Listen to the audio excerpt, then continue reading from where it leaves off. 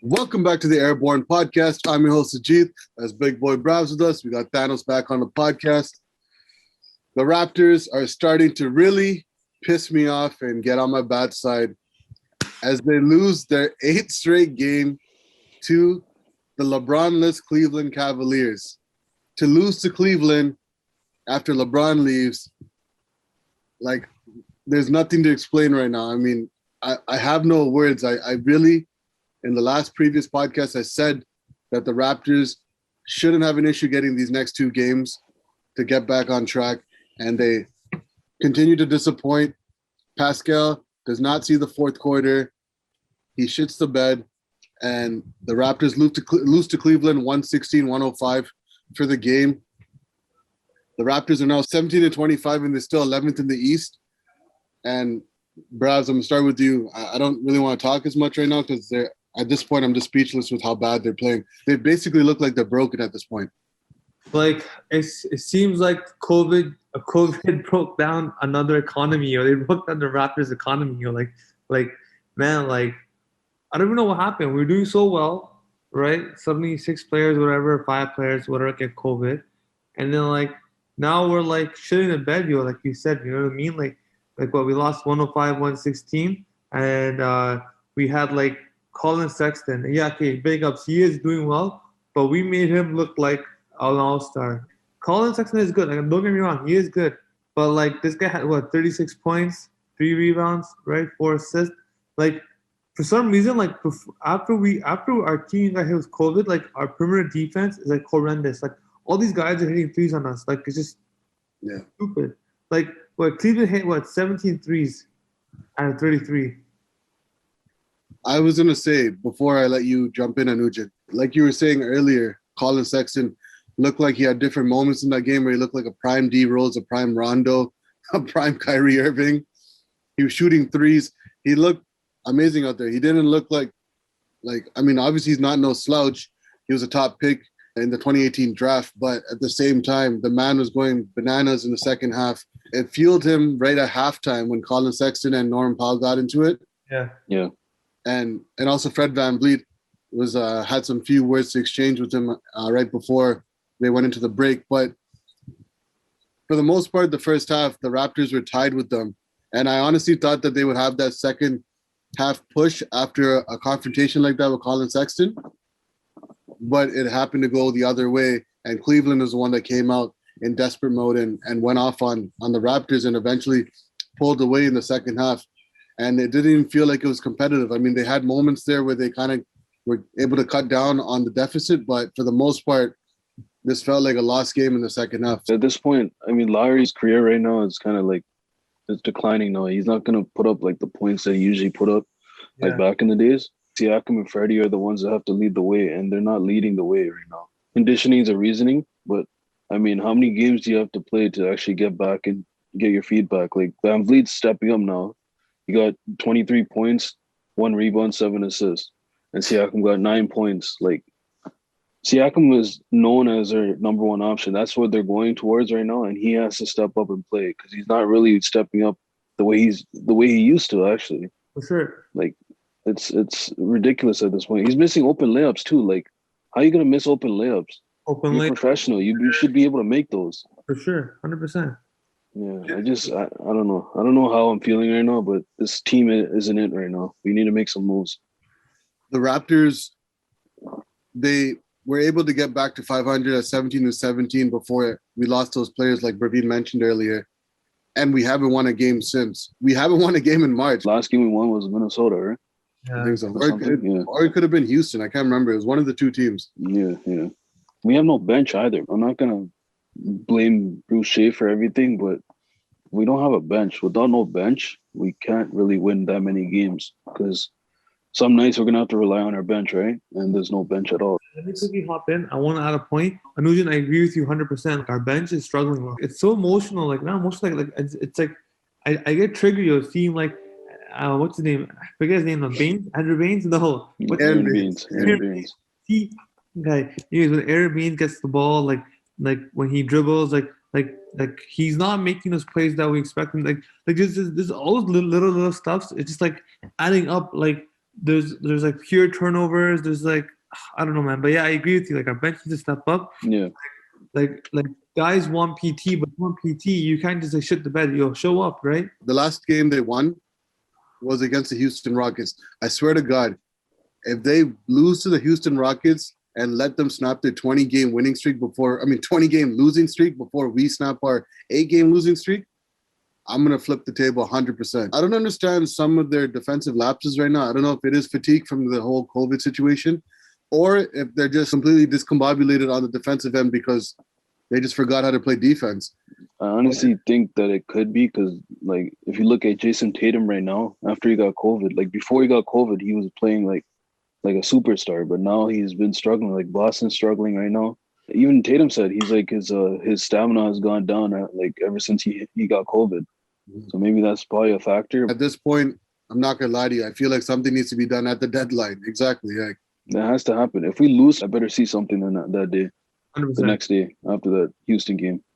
If we lose to Houston, 100%, we need to do something about this because Norman Powell's contract is coming up. We mentioned this a bunch of times. Kyle Lowry, he looks like he's about to get shipped out to either Miami or Philadelphia, or he might end up spending the rest of the season with us and then we'll do it in the offseason. Aaron Baines and Watanabe need to get waived ASAP. I don't know about you guys, but they need to go. Yeah. Stanley Johnson too. My heart just taken out. Now I'm like, yo, fuck you guys. One thing I want to say about Terrence Davis, the Raptors, when they played Minnesota and he helped them come back in that victory, I haven't seen him get any real legit minutes. He hasn't got any minutes. Nick Nurse's bench rotation is whack right now. Yeah. I don't think he has trust in his bench or not. I mean, yeah, can you blame him, man? Like, everyone just, it's so inconsistent. Like, one day TD plays well, then the next day is Stanley Johnson. Like, it's just back and forth. Yeah, but at this point, if we're losing the games like we are, might as well let them get a shot at it. That's what I'm saying. Like, why don't they play Henry Ellenson and see how he does? Same with, like, Hall and, like, the other guys, like the young players. Just see what they could do. Henry Ellison at this point is a lost cause. I think he's done his 10-day contract's going to be done, or it is done. Raptors need to learn how to use their players they sign. They need to learn how to use them. For sure. The Raptors as a whole, for the game, they shot 39%. There was 37 of 95 from the field. Yeah. The Cleveland Cavaliers, they allowed them to shoot 51% from the field. 39 of 77, bro. That's just what kind of deep? That's atrocious. That's atrocious. That's disgusting. The Raptors from the three-point arc only shot 33%. They made 15 threes out of 46 attempts. They allowed Cleveland to shoot 17 of 33 for 52%. Not only did they shoot over 50% from the field, but they shot over 50% from the three-point arc. Yeah. I remember hearing it in the game. Someone was saying that Cleveland doesn't really shoot that many threes. I heard they're like dead last in three-pointers made. I don't understand. Like, I feel like the teams we face, like the the teams under 500, like they somehow just start making threes out of nowhere. You know, like the teams that can't make threes, they somehow make threes against us. You know, Nick Nurse's strategy though, he's testing percentages. So if they start making it, it's gonna backfire on us. Yeah. And for the most part, like we're making these lower seeded teams, the ones that aren't even making the playoffs, more than likely, we're making them look like all-star playoff contender teams. Heard. Like the way that Cleveland shot the ball, it felt like we're playing a prime Golden State team. The way they're shooting the three, and the Raptors, I mean, they had their chances from the free throw line. They were pretty effective. They were 16 of 19. Yeah, they were 16 of 19 for 84% from the free throw line, and Cleveland was 21 of 28 for 75%. Rebounding, I keep stressing this every single time we come on the podcast. Yeah, I told you this off camera. This game is going to be tough for rebounding too because of Jared Allen. Yeah, bro, they got big. They got Larry Nance. They got Jared Allen. They got JaVale McGee. Imagine if Drummond played too, bro. You'd be even lower than that. Drummond seemed so happy at the end of the game, like he played 27 minutes. I think he's just happy that he's gonna lead that team. Yo, we need him, man. Like we need at this point, we need someone. Like, yo, I'm tired of this bullshit. Tired of losing. Yeah. We were a minus 17 from the rebounding category. They had 54. They had 54 rebounds, and we had 37 for the game. Yeah. Offensive rebounds, we were +2 somehow. I don't know how that happened. Yeah. But we had 9 and they had 7. Assists, we couldn't make anything basically. I mean, we were under 40% both from the field and from the 3-point line. But we only had 19 assists for the game. Cleveland had 29, so they were +10. And steals, we were +5. We had 13. They had 8. Blocks, they were +1. They had 4. We had 3. Turnovers, we only had 14. But they had 26, so we were +12. Points in the paint, we were pretty even. We had 42. They had 40, so we were +2. And second chance points, I don't know how we got that, but we were +5. We had 14. They had 9.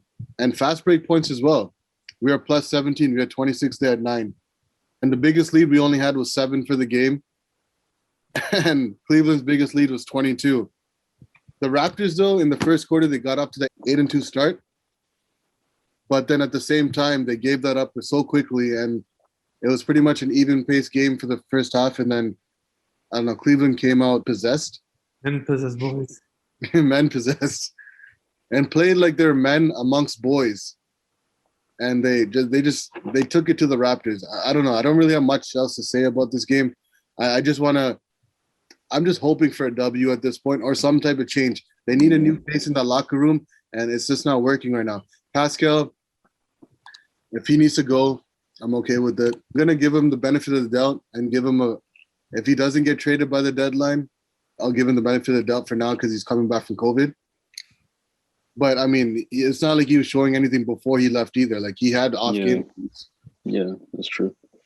The leading scorers for the Raptors was Fred VanVleet. And that man came back from COVID too. Past 2 games, been playing 40 minutes. Yeah, Fred VanVleet had in 41 minutes, had 23 points, 1 rebound, 7 assists, 2 steals, 2 blocks. Yeah. Kyle Lowry in 40 minutes had 18 points, 8 rebounds, 4 assists, and a steal. Norman Powell in 32 minutes had 18 points, 2 rebounds. And OG Anunoby in 31 minutes had 17 points, 6 rebounds, 2 assists, with 3 steals and a block. Those were double-digit scores for the night. Pascal had a whopping 9 points, 3 rebounds, 2 assists. Yo, you can't be Spicy P if you're going to score 9 points, man. You're like Mild P at this point. In 24 minutes, he had 9 points, 3 rebounds, 2 assists, 2 steals. He didn't play in the fourth quarter. Nick Nurse benched him, so it is what it is. But, you know, we had a similar situation when DeRozan in Cleveland wasn't playing well in the playoffs. He got benched in the fourth quarter, and they made a run. We eventually lost that game. Whether it's Dwayne Casey or Nick Nurse, if they have a group that's working that kind of cuts the lead, he's going to ride that group. For the Cleveland Cavaliers, though, leading scorers for them, obviously, Bravs mentioned it. Colin Sexton in 38 minutes had 36 points, 3 rebounds, 4 assists, 2 steals. Jared Allen in 33 minutes had a double-double, 17 points, 15 rebounds, and a block with an assist. Larry Nance in 31 minutes had 10 points, 7 rebounds, 2 assists, Right. a steal and a block. Dean Wade was out there looking like Dwayne Wade. Dean Wade, yeah. Was out here looking like Dwayne Wade, bro. He came out in that first quarter and second quarter and he was dropping buckets. In 17 minutes, the man had 16 points, 3 rebounds, 3 assists. Yeah, he was dropping threes, he was dropping floaters, he was dropping dimes. Like, he had everything going for him. He had better stats than Baines. Yeah. Garland in 35 minutes had 15 points, 5 rebounds, 6 assists. Your Garland's good. Yeah, and a steal. Garland's good, yeah. I don't know why they traded Kevin Porter. They should have kept that guy, man. Oh, I was going to say Kevin Porter was, Jared Allen. I was going to say, you're talking about Kevin Porter. I was going to say why they traded Jared Allen. Like, they're so stupid for trading him. Like, he's doing well in Cleveland. But yeah, I know. Kevin Porter is sick, yo. I don't know why they gave up on him. Well, I mean, it was because of that locker room issue, right? They didn't want to. Yeah, but even that alone, like that's like, why do you have to trade him over that? I don't think it was just them that wanted to trade him. I think he wanted to be out too. After that type of situation where you just move somebody's locker to another area, like, that's not cool without telling him. Yeah, that's true. Jared Allen, I mean, he was a freebie for Cleveland. He might even be a person that they're trading, but I mean, it looks like, I mean, he's only 22 years old, so it looks like he's going to be there for a while. 22 years old? Yeah. Oh, this guy looks like I swear I heard them saying they're going to give him like a contract. 100 mil? Was that him? Yeah, like around 100 mil. Yeah. It might be north of 100 million, but if they're going to get rid of Drummond, if they're getting rid of Drummond, then they're more than likely going to trade McGee as well. Mm-hmm. They might just ride Larry Nance and Jared Allen for the rest of the season. You guys have any final thoughts before we get into the under the bus and star player for us? I just want to get this over with. Just Siakam and thing need to just step up. We just need Siakam to step up, and we need a bench. Yeah. A bench to step up. That's it. OG and Van Vliet did their part for the most part for this game. Yeah. Amber alert for my man Pascal. You're like my man Pascal. Like I don't know what it is, but you gotta wake up, man. Like you're put on APB for my boy Pascal. 100%, bro. He's just P right now. There's no spicy in the system. Yo, it's mild P. Mild P. For the star player of the game, let's start off on a positive note. Let's get to the under the bus right after because we've been talking shit this whole time. Like, we need some positivity. The Raptors, I feel like we could give it to OG or Fred VanVleet, or we could combine them and let them have the co-star together. Say do it together. Give it to them both. They both deserve it, so we'll give them both the star of the night. Why not Larry too? You give it to Larry. I mean, I was just looking at OG Anunoby, and those guys are coming back from COVID, so Yeah, I mean, I'm cool with that. Fair enough. I mean, OG and Van Vliet was kind of iffy in the first game coming back. First game, yeah. OG Anunoby looked like he was a little bit more consistent. It was just unfortunate that he fouled out that game against the Detroit Pistons. So we'll go with. You want to go with OG then? We'll go with OG. Yeah, we'll give it to OG. I was looking at Fred VanVleet's stats. He wasn't that efficient, but he did have 23 points. Yeah, we'll just give it to OG. Under the bus, I'm gonna throw your boy. I'm throwing Mild P and the bench. Mild P and Aaron Baines. Yeah, when's the last time the bench actually did well? I really can't remember. It's been a long time. I don't remember. But you remember remember the bench mob? Remember back in the day? The bench mob was all the bench mob players are all starters right now for their respective teams. Yeah, I know. No way. Yeah, Pirtle in San Antonio, DeLon Wright in Detroit, Fred VanVleet, Siakam, and OG all here. OG is part of the starting lineup, but for the most part, all of them are. Yeah. TJ Miles. Norman Powell too. Norman Powell was. I mean, I don't think Norman was on the bench. Powell. Yeah. Still, DeLon Wright in Detroit, Norm, Pascal, and Fred VanVleet in Toronto, and then you got Pirtle in San Antonio. You could throw CJ Miles in there, but he looks like he's a lost cause. I don't even know where he is anymore. He was in Washington last time I remember. Oh shit. Yeah, so we're gonna throw Siakam. Yeah. Bus. Put him at the back seat. Put him in the back seat. Don't put him in the front seat. Put him in the back. Right all the way at the back. So are we going to throw the rest of the bench in there, or are we just throwing Pascal, let him ride it solo? Actually, we throw the bench all the time. Yeah. Just throw Siakam in there. Just throw Siakam. Final decision. I shoot not to miss. We're putting on the star player of the game. And then I shoot to always miss. Put Siakam. Always miss being with it. We'll put him on the bus for now. Yeah. All right. Any final thoughts? Because I do not want to think about this game. I want to look forward to Houston. Hopefully they can get that W.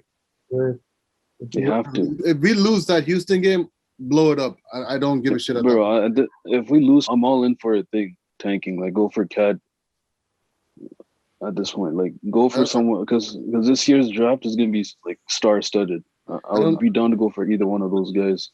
Sorry, I'm just so frustrated. Like, how do we go from doing so well, number 4 seed in playoffs, or like in the standings, to like 11 and 12? You know what I mean? Like COVID did F shit up, yo. Like that's COVID, man. I don't know. It is what it is, but we can start a fire sale for the trade deadline, hook up a lot of people, get some assets back, while the players that we have a high value. But it's smarter to do that because at this point, bro, like we're not gonna do anything in the playoffs. Like we're like, if we do make the playoffs, we're like a first or second round exit. We're not. Yeah, we'll see. We'll be back for the Houston post-game podcast. Hopefully after the Raptors break their streak. I don't want them to end their streak on our note. I don't want to see that. Fingers crossed. This losing streak doesn't get pushed to 9.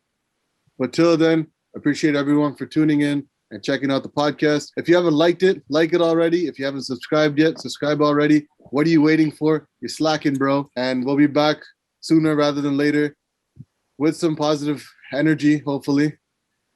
But till then, stay blessed, stay woke, and please stay safe. Peace.